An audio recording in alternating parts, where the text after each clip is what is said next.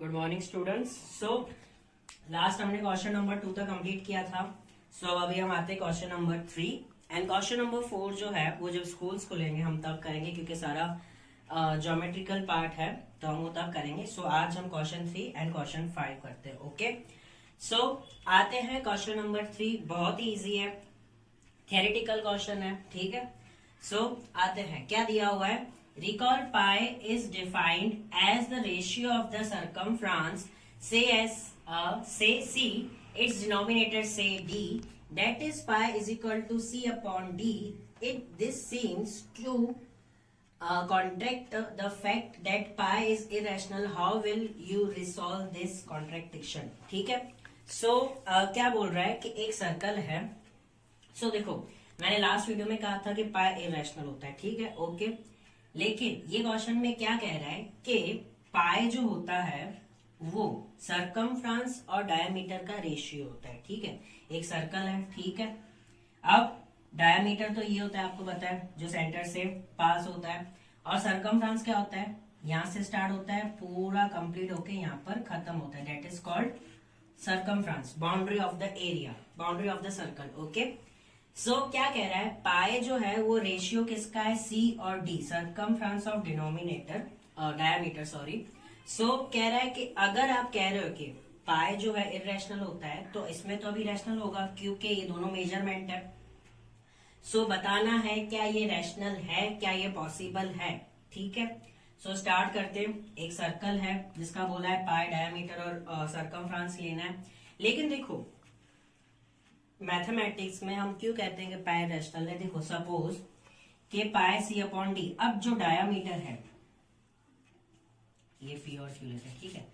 जो डायामीटर है, अब डायामीटर तो समझो हम स्केल से आराम से मेजरमेंट कर सकते हैं, 2 सेंटीमीटर 2 मीटर, ठीक है, तो वो चलो हम डी लिख लेंगे। लेकिन जो सरकमफ्रेंस है, इसका कोई ऐसा इंस्ट्रूमेंट भी बना ले जो सर्कल को अच्छे से मेजरमेंट करे। लेकिन ये मेजरमेंट वाले, अगर डायामीटर भी मेजरमेंट हो जाए, ये भी मेजरमेंट हो जाए, तो परफेक्ट, मतलब क्या होता है कि परफेक्ट हमें मेजरमेंट नहीं मिलेगा, अप्रोक्स मिलेगा। लेकिन रैशनल होने के लिए क्या होना पड़ता है, दोनों इंटीजर्स होने चाहिए और दोनों परफेक्ट होने चाहिए। तो दोनों परफेक्ट नहीं मिलेंगे, अप्रोक्स मेजरमेंट मिलेगा। आई बात समझ में, इसलिए पाई को इरेशनल कहते हैं। आई बात समझ में, बस सारे क्वेश्चन में यही कह रहा है। बस क्वेश्चन का जो है वो आंसर क्या है, सिंपल, के सरकमफ्रेंस की जो मेजरमेंट है वो अप्रोक्स मिलेगी और डायामीटर की भी अप्रोक्स मिलेगी। सो अप्रोक्स वैल्यू रैशनल में अलाउड नहीं है। आई बात समझ में, तो मैंने लिखा है विथ स्केल और tape we get only an approximate rational numbers as it is the result of our measurement. That is why pi can be approximately represented as a coordinate of 2 rational numbers. Okay, as a matter of mathematical truth it is irrational. इसलिए हम पाई को irrational कहते हैं, इसलिए ये possible नहीं है, भले हम पाई में सरकमफ्रेंस और डायामीटर ले सकते हैं। आई बात समझ में, बस सिंपल सा ही है। खाली क्या बोलना है कि ये दोनों को अगर हम मेजरमेंट करेंगे, कोई इंस्ट्रूमेंट बन भी गया तो भी अप्रोक्स दिखाएगा, और रैशनल नंबर में अप्रोक्स मेजरमेंट नहीं चाहिए होती है। आई बात समझ में। सो वीडियो पॉज करके आप ये सारा लिख सकते हो। क्वेश्चन तो होगा ही, बस आंसर का लिखना है, तो वीडियो पॉज करके आप कर सकते हो। आते हैं क्वेश्चन नंबर 5। अब देखो, क्वेश्चन नंबर 5 में क्या दिया हुआ है, rationalise the denominators of the following. अब क्या करना है, जो डिनोमिनेटर है सबका, उनमें हमें रैशनल नंबर लाना है, उनको हमें कन्वर्ट करके। ये काम हमने पहले भी किया हुआ है, ठीक है, लेकिन तब अलग था, अब थोड़ा सा अलग है, ठीक है। सो बोल रहा है कि डिनोमिनेटर को हमें रैशनल नंबर में करना है। आंसर भले कुछ भी है, डिनोमिनेटर को अगर हम एक बार रैशनल नंबर में कन्वर्ट कर लिया, आंसर भले रैशनल है रैशनल है, हमें कोई फर्क नहीं पड़ता, ओके। सो सबसे इजी तरीका कि जब भी डिनोमिनेटर को हमें रैशनल नंबर में कन्वर्ट करना होता है तो क्या करते हैं, डिनोमिनेटर जिस पोजीशन में होता है ऊपर नीचे सेम ही कर देते हैं। अब जैसे कि फर्स्ट नंबर है, फर्स्ट नंबर क्या दिया, 1/√7। तो √7 को हटाने के लिए मैं क्या करूंगा, मल्टीप्लाई करूंगा दोनों में, √7 एंड √7। आई बात समझ में।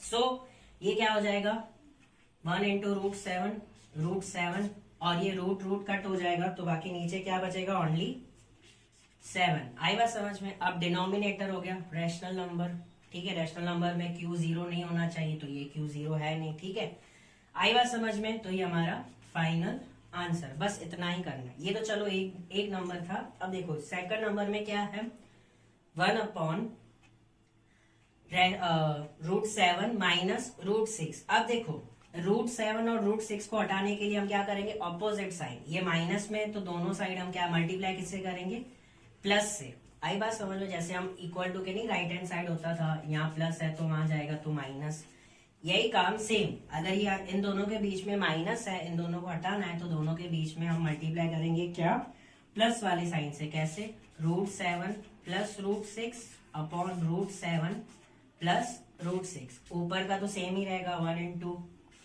√7 प्लस √6। ओके, अब हो जाएगा नीचे का चेंज, रूट कट 7 हो जाएगा, minus plus minus, and √6 cut हो जाएगा, बाकी बचेगा 6। तो फाइनल आंसर क्या आ जाएगा, √7 प्लस √6 अपॉन 1 नीचे शो करो या नहीं करो, फाइनल आंसर है √7 प्लस √6। आई बात समझ में। अगर इन दोनों के बीच में प्लस होता तो हम हटाने के लिए क्या करते, इन दोनों को माइनस में रख देते हैं, सेम आ रहा है नीचे। थर्ड नंबर में क्या है, 1/√5 प्लस √2। अब √5 और √2 प्लस को हटाने के लिए ऑपोजिट साइन चाहिए, मतलब माइनस और ऊपर नीचे मल्टीप्लाई। ओके, तो √5 माइनस √2 अपॉन √5 माइनस √2। ओके, सो करते हैं, ऊपर का तो सेम आएगा, √5 माइनस √2। ओके, √5 कट, बाकी बचा 5, plus minus minus, root cut, बाकी बचा 2। तो final answer is √5 minus √2 upon 5 minus 2 3। आई बात समझ में, बस इतना, सेम टू सेम अब यही करेंगे। अब इसमें देखो, इसमें थोड़ा सा अलग है। अब क्या दिया हुआ है, 1/√7 माइनस 2। अब माइनस है तो प्लस वाला ऑपोजिट साइन चाहिए कट होने के लिए, ठीक है। ये ऑपोजिट क्यों कर रहे हैं, क्योंकि हमने पहले भी क्या होता है, +3 और माइनस से क्या हो जाता है, कट, इसलिए हम डिनोमिनेटर को रैशनल नंबर बनाने के लिए ऑपोजिट साइन का इस्तेमाल कर रहे हैं। ओके, तो क्या करेंगे, √7 प्लस 2 अपॉन √7 प्लस 2। अब ऊपर का तो सेम रहेगा, ठीक है, ऊपर का सेम, नीचे क्या हो जाएगा, √7 हो जाएगा। अब क्या हो जाएगा, ये माइनस प्लस माइनस हो जाएगा, ठीक है, 2 कितना हो जाएगा, 4, 2 2 = 4। ओके, आई बात समझ में। सो √7 प्लस 2, 7 माइनस 4 = 3। आई बात समझ में, बहुत ही इजी है, बस rationalise the denominators of the following. Okay, अब देखो एनसीईआरटी में सम्स बहुत कम है, आगे हम पीडीएफ में करेंगे। पीडीएफ से मैं भेज दूंगा आपको क्वेश्चंस, उसको आपकी प्रैक्टिस करनी है, ठीक है, जो मैंने टॉपिक करवाए हैं। सो कंप्लीट होता है question number 3 and question number 5। आगे हम आते हैं 1.6। स्टार्ट करने से पहले मैं आपको ये वीडियो में इंट्रोडक्शन दे दूंगा कि 1.6 में क्या होने वाला है। नेक्स्ट वीडियो में 1.6 स्टार्ट करेंगे। सो आते हैं 1.6 के इंट्रोडक्शन पे। सो आते हैं 1.6 स्टार्ट करने से पहले कुछ लॉ ऑफ कंपोनेंट्स है फॉर रियल नंबर, वो समझ लेते हैं। अब देखो, ये जो मैं करवा रहा हूँ आपको एक्सपोनेंट्स, लॉ ऑफ एक्सपोनेंट्स, ये आपने किए हुए 7th 8th में, बट सिर्फ आगे ये काम आने वाले, मैं एक बार रिवाइज करवा रहा हूँ। ये किए होंगे, लेकिन ये वाला जो पोर्शन है ये इस बार न्यू है। ओके, सो आते हैं, क्या दिया हुआ है, देखो आप क्या बोल रहा है, let a less than 0 b a real number m and b the integer. अब क्या बोल रहा है कि अगर a हम 0 से कम ले रहे हैं रियल नंबर्स में, m और इंटीजर्स है, ठीक है। पहले क्या बोल रहा है, हमें इंटीजर्स ले रहे हैं, ठीक है, ना पॉजिटिव बोला है ना नेगेटिव, कोई मेंशन नहीं किया, सिर्फ इंटीजर्स बोल रहा है, तो हम इंटीजर्स लेते हैं, ठीक है। अब समझो कि ये प्रॉपर्टी है जो हमने की हुई थी। क्या दिया हुआ है, अगर इसको हम बेस बोलते हैं, इसको हम पावर बोलते हैं, ठीक है। सो जब बेस दोनों का सेम होता है और पावर दोनों के अलग होते हैं और दोनों को मल्टीप्लाई करना होता है, तब क्या हो जाता है, पावर आपस में प्लस हो जाता है। कि सपोज मैंने एग्जांपल लिया, देखो अब सिर्फ बोला इंटीजर्स लो, तो हम पहले ट्राई करेंगे पॉजिटिव इंटीजर्स में।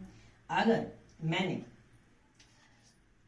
2 पावर 3 इंटू 2 पावर 4 कर दिया, ठीक है, तो इसको क्या करूंगा, बेस दोनों का एक बार ही लेना है, कॉमन ले लिया और दोनों पावर्स को मैं क्या कर दूंगा, प्लस कर दूंगा। ओके, 3 + 4 तो ये हो जाएगा 2 पावर 7, ठीक है। लेकिन अब इसमें हम नेगेटिव नहीं ले सकते। सपोज अगर ऐसे होता, हमारा माइनस में होता, तो माइनस में -2 पावर 7 ये सही नहीं होता है।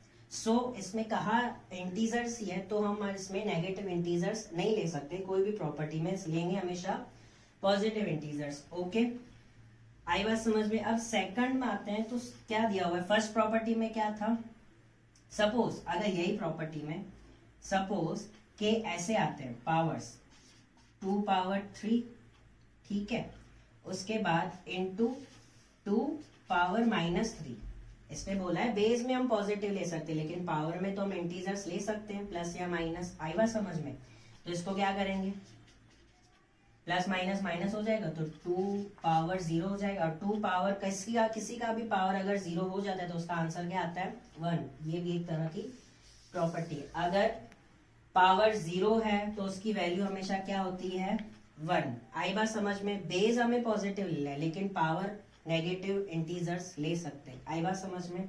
आते हैं नेक्स्ट प्रॉपर्टी, क्या दिया हुआ है नेक्स्ट में, कि a power m whole power n। जब पावर के ऊपर पावर दिया होता है, हम क्या करते हैं, दोनों पावर्स को आपस में मल्टीप्लाई कर देते हैं। आई बात समझ में।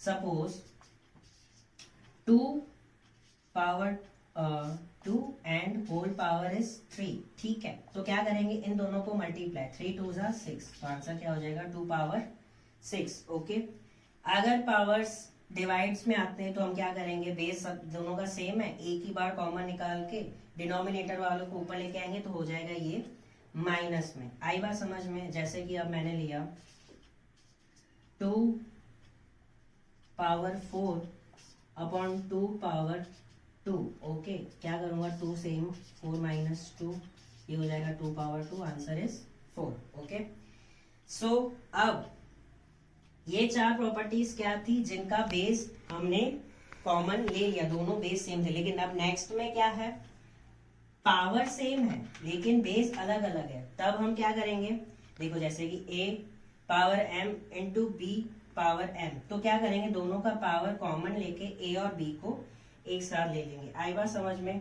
जैसे कि अब 2 एंड 3 पावर 2 है। ओके, सो दोनों को क्या करेंगे हम, 2 3 = 6, दोनों का इंटू कर देंगे और इन दोनों का एक ही बार में कॉमन, तो 6 पावर 2, तो आंसर इज 36। आई बात समझ में। ये प्रॉपर्टीज मैं इसलिए करवा रहा हूँ कि आगे 1.6 में आने वाले। अब देखो जो नेक्स्ट है, पहले हमने क्या किया, इंटीजर्स लिए थे, अब क्या करना है, बेस a ही रहेगा और हमें m और n मतलब जो पावर है उसको पॉजिटिव इंटीजर्स लेना है। क्या लेना है हमें, पॉजिटिव इंटीजर्स। अब देखो nth रूट आपने नहीं सुना होगा, जैसे कि कैसे होता है, किसी भी नंबर का, जैसे कि 4 का रूट करना होता है या √3 करना होता है, तो हम √2 √3 ऐसे कहते हैं। लेकिन इसको क्या कहते हैं, nth रूट।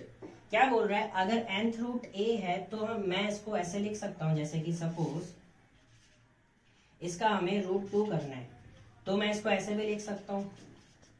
आई बात समझ में। सो nth रूट को इसने कन्वर्ट करके कैसे लिखा है, a में पावर 1/n, ठीक है। ये हो गई फर्स्ट प्रॉपर्टी जो हमने अभी सीखी। ये बहुत है इजी, ये 1.6 में काम आएगी। आई बात समझ में। nth रूट, आई बात समझ। जैसे कि कोई भी होता है कि जैसे कि इसका √3 करना है, तो हम इसको नेक्स्ट तरीके से ऐसे भी लिख सकते हैं। आई बात समझ में। सो nth रूट को हम ऐसे भी लिख सकते हैं, लेकिन जो ये अभी सेकंड प्रॉपर्टी है हमारी, इसका और जो इसमें हमने सीखा ये वाली प्रॉपर्टी, इन दोनों का मिक्सचर करके ये वाली प्रॉपर्टी को बना है। आई बात समझ में। अब कैसे बनाया है वो हम देखते हैं। क्या बोला गया है, a पावर m/n, ठीक है। अब हमने ऊपर वाले में प्रूफ क्या किया था कि हम n को ऐसे लिख सकते हैं 1/n, तो ये वाले को मैं क्या ऐसे लिख सकता हूँ, ए एम और 1/n का होल, ठीक है। ए को पावर दे दिया m का और 1/n को मैंने बार कर दिया, nth रूट कर दिया, n को हमने nth रूट ऊपर किया था प्रूफ, तो नीचे कर दिया, ठीक है। अब ये तो कर दिया, लेकिन अब इसमें ये कॉम्बिनेशन कर लिया कि कैसे, a को पावर दे दिया m और n। अब मैं चाहूं पहले इसको मल्टीप्लाई करूंगा इसको, जैसे कि 3 2 जा 6 या 2 3 जा 6, बात तो एक ही है। आई बात समझ में। अब इसको मैं अंदर लिखूं या बाहर लिखूं, बात तो एक ही है, तो इसको और तरीके से भी लिख सकते हैं। कैसे, 1/n = m, ऐसे भी लिख सकते हैं, ठीक है। तो आगे क्या बोला गया 1.6 में कि इन दोनों को हमने ऐसा लिखा, तो ये 1/n है, तो घुमा फिरा के बात यही कह रहा है क्या, 3 2 जा 6 या 2 3 जा 6, घुमा फिरा के बात यही कह रहा है। तो मैं इसको ऐसे भी लिख सकता हूं, ठीक है। nth रूट को 1/n लिख सकते हैं, तो इसको मैं nth रूट भी कर सकता हूँ, ठीक है। इसका सिर्फ न्यू फेज दिया है, ये अभी आपको थोड़ा बहुत ऊपर से जाएगा, लेकिन जब हम इसके सम्स करेंगे 1.6 में तो हमें परफेक्टली समझ में आ जाएगा। आई बात समझ में। सेम अगर इसी को ही करें तो इसका दूसरा कैसे लिख सकते हैं, n, ओके, और होल पावर में m। आई बात समझ में, nth रूट का होल पावर m। आई बात समझ में, कैसे भी लिखें, ओके। ये है लॉस ऑफ कंपोनेंट्स जो हमें आगे 1.6 में समझ में आएंगे और आगे हम इसके सम्स करेंगे। आई बात समझ में। सो आज का वीडियो कंप्लीट होता है, नेक्स्ट वीडियो में करेंगे हम 1.6 के सम्स। कोई भी क्वेरीज हैं आप हमें कॉल कर सकते हैं, मैसेज कर सकते हैं, ओके। या तो सैटरडे कोई भी टीचर से गेट टुगेदर हम जो भी आपको प्रॉब्लम है आप कर सकते हो। Thank you, have a nice day.